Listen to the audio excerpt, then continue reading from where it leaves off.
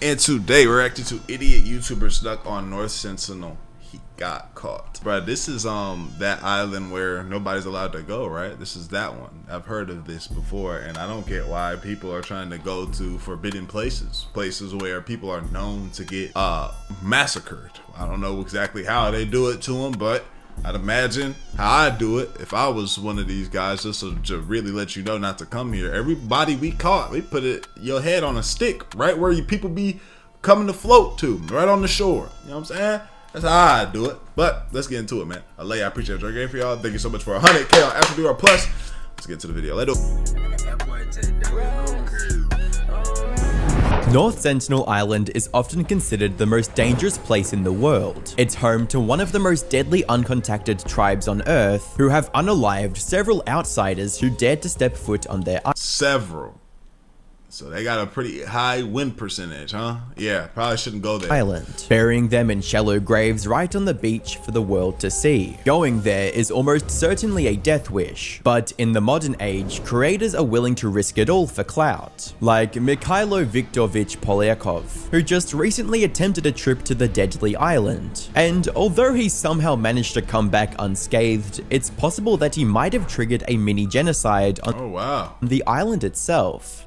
Hi, I'm the Internet Anarchist. I make weekly YouTube documentaries, and today we'll be looking into the latest idiot who has attempted to visit North Sentinel Island for clout, the despicable acts he committed for content while he was there, and how he might even spend the next 5 years of his life in prison because of those acts. But you know what won't land you in prison? Subscribing to the channel. So hit that subscribe button and let's get on with the video. To fully understand just how dumb and insensitive this entire trip was, it's worth knowing who this man is and why he was so desperate to reach this uncontacted island. Mikhailo Viktorovich Polyakov is a 24-year-old YouTuber from North Goldwater, Arizona. He runs a YouTube channel named Dior from the US too. Orientalist, which he created fairly recently in September of 2024, almost a year later, and it's still fairly unknown with only 4.6k subs. I don't hate on him. Don't hate on him. He's trying to do, what is it he's trying to do? He like, all right, how can I make it pop? For a year straight, I only have 5k subscribers. You know what I'm saying? I had to get in my bag, do something different. But I definitely ain't going to no damn island where I'm not supposed to be going to. I will say that. And only one major piece of content, a 6-part vlog series documenting the 3 weeks Mikhailo spent in one of the most dangerous. Oh, okay, but he was cooking. He was getting his views. That's a hard bit of content. Taliban controlled Afghanistan through American eyes. 6 parts. Yeah, that's dangerous. He's one of those guys. In one of the most dangerous places in the world, Taliban-controlled Afghanistan, along with several shorts highlighting the various moments from the same trip. Now, to his credit, he did put effort into properly exploring Afghanistan's culture from an objective lens, regardless of his personal opinions on it, even documenting important historical locations across the country and day-to-day life of the local. I rock with like content like this because I want to do one day in some world. I don't know how old I am, but I want to, like, every time I go travel somewhere, you know, yeah, I like the tourist stuff, but let me tell y'all, but I want to be able to go into these crazy areas and just see how the locals are actually living. Now, will I do that? No, but I would like to. That would be cool, but it's just too risky. Like I want to go to the favelas and walk around, but I don't want to, you know what I'm saying, unless I know the main leader of the group, you feel me, and they ain't got no wars going on, but how am I supposed to know that? You feel me? How I know when I get there, I'm just too paranoid. I'm not trying to pull up and get lined up by a bunch of Afghanistan niggas, you know what I'm saying? Now I'm over here fighting with the Taliban against the US. I don't know. It seemed like he was genuinely interested in showing his viewers a part of the world. Like, see, you don't get to see that when you go on the trips, bro. You don't get to see 2 men riding on top of a car on the street. That doesn't get much coverage, even if it meant putting his life in danger. Fortunately for him, viewers noticed, with one thankful viewer writing, "I'm glad these videos actually show the real Afghanistan, unlike other videos where in 40 minutes, half is showing them walking to a hotel and inside the hotel, and the other half is eating in a restaurant and island buying clothing. However, despite all of this, there were some questionable moments within the content he posted, especially his shorts, where his thrill-seeking side would take over. Take for example, him posing with one of the Afghan militia's machine guns, shooting with the militia, and recording a road rage incident that turned violent. But regardless, his vlogs still did moderately well, generating around 20 to 30,000 views per video. Yeah, he only got 6. Especially considering that they were the first videos he ever posted. Yeah. He had a real opportunity to keep putting out videos like this, exploring different cultures. He should have just stayed going to places where, you know, when it's illegal, and you know, kept respecting cultures. As soon as he started disrespecting stuff, now look at him. You know what I'm saying? It's like he saw the views, he's like, dang, where to next? Bro, you should have went to Brazil or something. So go somewhere like that. You feel me? It's still some danger. Now, I wouldn't say Haiti, because they probably keep you. But, you know, certain places though. And generating an audience that enjoyed his slightly more risky adventures from time to time. However, Mikhailo didn't want to build an audience over time. He wanted to go viral overnight. Yeah. So he decided to take the biggest risk he could think of to reach this goal, and ended up choosing North Sentinel Island as his next destination, blatantly disregarding the law, the obvious threat to his own life, and the threat to the people on that island, right. All in search of giving niggas common colds and shit, bro. You can't be going over there doing that, sneezing and then giving niggas fucking whatever diseases they don't know nothing about. Internet cloud. For those who don't know, North Sentinel Island is approximately the size of Manhattan, New York, and is located about 750 miles off the coast of India. As a result, it's completely cut off from civilization. In fact, the only civilization that's even remotely close to it is Port Blair, the capital of the Andaman and Nicobar Islands in the Bay of Bengal. However, despite its isolation, there is a group of people that have been surviving on the island for centuries. Without them niggas? Them is black people. Hold on, I might be alright over there. Ever stepping foot on the mainland, a tribe known as the Sentinelese, rumored to be the direct descendants of the first humans to migrate out of Africa. The estimated 200 Sentinelese on the island have adopted a primitive lifestyle, hunting for animals and fish with spears, bow, and arrows, while wearing little to no clothing, leading many people to believe that they might be humanity's last remaining link to the Stone Age. However, their unique and detached existence has also made them a prime target over the years, from explorers, adventurers, and even governments trying to— Yeah, see, get the fuck on somewhere, bro. Explorers, adventurers, bro. No, bro, there's plenty of places to explore, bro. The world is full of your exploration. You trying to go places, bro, just chill. Watch out. To bring them back to civilization. Jesus the Christ. Earliest incident of outsiders making contact with the Sentinelese occurred sometime in the 1880s, when the British Navy led a survey mission to North Sentinel Island that quickly turned ugly. In their attempt to civilize the Sentinelese, the Navy ended up kidnapping 6 members of the tribe, an elderly couple and their 4 children, and took them to Port Blair, where tragedy awaited them.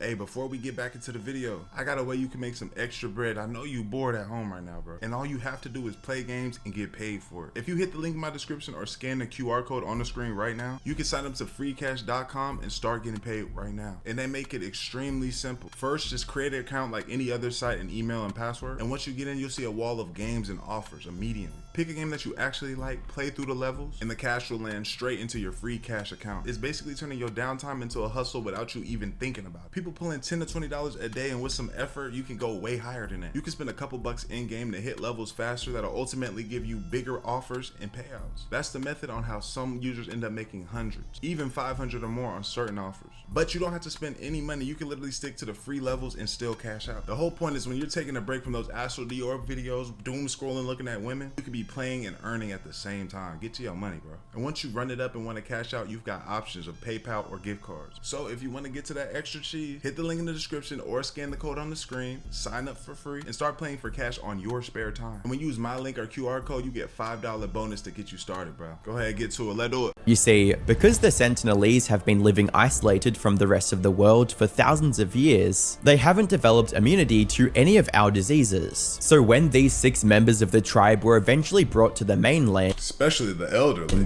the elderly couple ended up falling sick and dying almost immediately. Right. Fortunately, the children children managed to survive and were quickly sent back to the island along with several gifts as a gesture of peace. However, nigga bought coconut and bananas. Well, we're sorry we did that. Hey, two of them are not coming back. But here are the children. They might have got a little bit sick though, so make sure y'all watch out. Might need a quarantine from them. And here's some bananas and a fucking coconut. Hell yeah, bro. Bring y'all ass back over here. We killing y'all niggas, bro. If bring y'all ass back over here, we gonna kill y'all, bro. Straight up.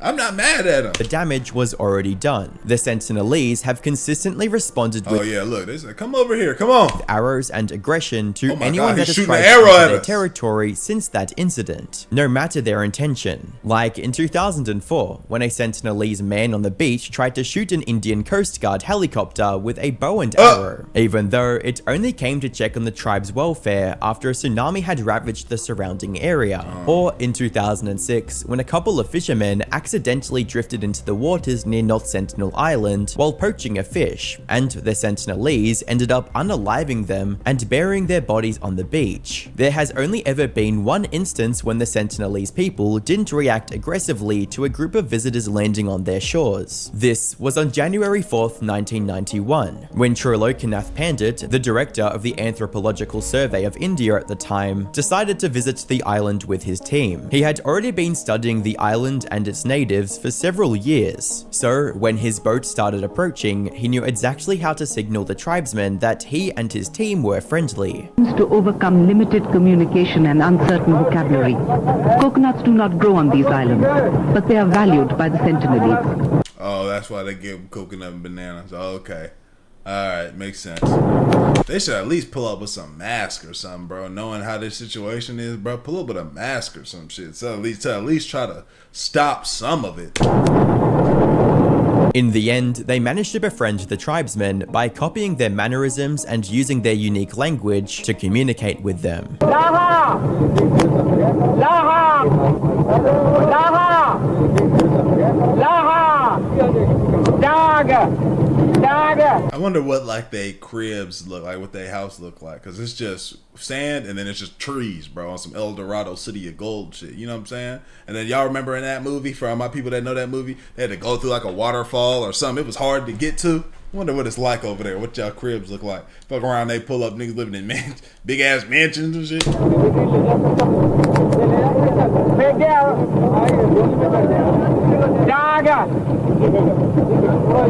However, this event didn't end up having any lasting impact on the relationship with the Sentinelese. So, in 2012, an amendment was made to the Andaman and Nicobar Island Protections of the Aboriginal Tribes Regulation of 1956, making it illegal to get within 3 miles of North Sentinel Island. But despite those restrictions being in place, there have still been some get 3 miles. Idiots who have tried visiting the island, like John Allen Chow, a 26-year-old American Christian missionary who believed North Sentinel Island was Satan's last stronghold on Earth. So he made it his mission to bring people of North Sentinel Island towards Christianity. But as you might imagine, all of his attempts ended in complete disaster. He was forced to retreat twice and even had to swim a mile to safety after his second failed attempt. Despite all this, he tried to fulfill his mission a third time on November 16th, 2018, I heard about this dumbass. Ended up losing his life. In the days following his death, several news outlets picked up on his story, broadcasting the risks of trying to contact an uncontactable tribe and the danger it posed to both the people trying to visit the island and the local tribesmen. But of course, these warnings would land on deaf ears in Mikhailo's case, who, despite all the danger, chose North Sentinel Island as the next destination for his thrill-seeking vlogs, and eventually ended up paying the price for his decision. It all started in October 2024,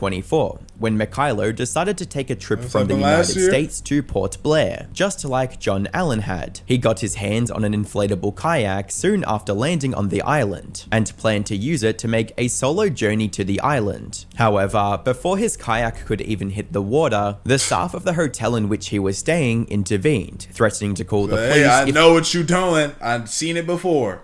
Yo, no, stop it. He left for the island, which probably ended up saving Mikhailo's life. since not only would the kayak have easily deflated if the Sentinelese decided to start showering it with arrows, the journey itself would have been extremely difficult, especially if the waves were even slightly rougher than normal. Fortunately, he listened to the staff at that moment and decided to fly back to the States almost immediately, but his obsession with going viral soon buried any fears he might have had about what awaited him on the island. So he decided to try a second time in January 2025 and made the trip from the US to Port Blair once again. However, this time he had a slightly different plan. Instead of an inflatable kayak, he brought an inflatable motorboat with him. The only problem was, this motorboat was missing a key component: the motor. So Mikhailo started reaching out to local mechanics and engineers in Port Blair, asking them to help attach a motor to his boat, and he found someone who could do it almost immediately. However, Mikhailo wasn't one to sit around and wait, so he decided to visit yet another indigenous tribe while the motor was being constructed. He hitched a ride to the Baratang Islands, located approximately 90 miles north of Port Blair, and successfully made contact with the native Jarara tribe. But here's the kicker: he ended up recording his interactions with the tribe, which, as it turns out, is also illegal under Indian law. He eventually returned back to Port Blair on March 26, 2025, and by this time, the motor for his boat was ready and attached. After that should take some months. Spending a few days studying routes and monitoring tides, Mikhailo finally left for North Sentinel Island at approximately 1 AM on March 29. And surprisingly, the journey 1 AM? He got on the water in the middle at nighttime like that? That's crazy. Itself went smoothly. Not only did he have to contend with less Coast Guard patrols, since he'd left from the nearby Kumadera beach, and not the more heavily patrolled beach in Port Blair, the waters were also incredibly calm throughout the trip. In fact, he managed to arrive in North Sentinel Island's vicinity around 10 AM, which is way earlier than he'd imagined. Oh my gosh, that's a long ass trip though on the water like that. That's scary, bro. However, upon his arrival, he would be greeted with absolute silence, since there were absolutely no Sentinelese on the beach awaiting his arrival like he'd imagined, which in reality was incredibly lucky, because facts. If they were present, it's... Bro, he was literally like going on a dead mission, like a death trip, bro. He was literally going, if that was the case, he was gone. He was gone. He was over, bro. If they came out there, he was over. More than likely they'd have started firing arrows at him by this point. Still, as he continued inching closer, he started getting more frustrated, resulting in him doing the most brain-dead thing ever, and using a whistle to alert the Sentinelese to his presence. He whistled for over an hour, but luckily received no response from the Sentinelese, all while slowly approaching the beach. And when he... Hope they okay on there. I hope they just kind of developed a system where they were like, hey, when you hear some bullshit, don't go over there. Let them, if they want to come in here, yeah, then we'll slaughter. But don't go out on that beach no more. Hopefully that's the case. I hope they're doing all right, man. Finally arrived, he found the beach and the nearby forest just as deserted as it looked from his boat. So he spent the next hour recording the deserted beach and collecting sand samples to take back with him before engaging in his most despicable act yet, leaving a half-empty can of Diet Coke and a coconut on the beach as an offering to the tribe, knowing full well that the drink he'd already drank from probably contains pathogens that could possibly wipe out the entire tribe if even one member decided to drink it. As a commenter rightly states, this guy is a dummy. Putting an entire civilization / heritage at risk for a couple of years, your values are truly mind-boggling. After leaving the can of Coke, this shit pisses me off, bro. Dickhead, bro. I hope they just smashed that bit with a big ass axe or some shit. Just smashed it and watched all that shit go out. Made the only sane decision of this entire trip and left the island on the same boat he arrived on, happy that he managed to escape without getting offed. However, little did he know, the real consequences were waiting for him back at Port Blair. You see, while he was returning to Kumadera Beach at around 7 PM that same day, two fishermen on the coast noticed his boat. They quickly alerted the local authorities about where they suspected Mikhailo was coming from, resulting in police finding and arresting him a couple of days later in March. Come sit in this Indian prison for the next 4 years, nigga. Come sitting here with us. We'll show you some. Well, you want to see new things? Oh no, don't worry about it.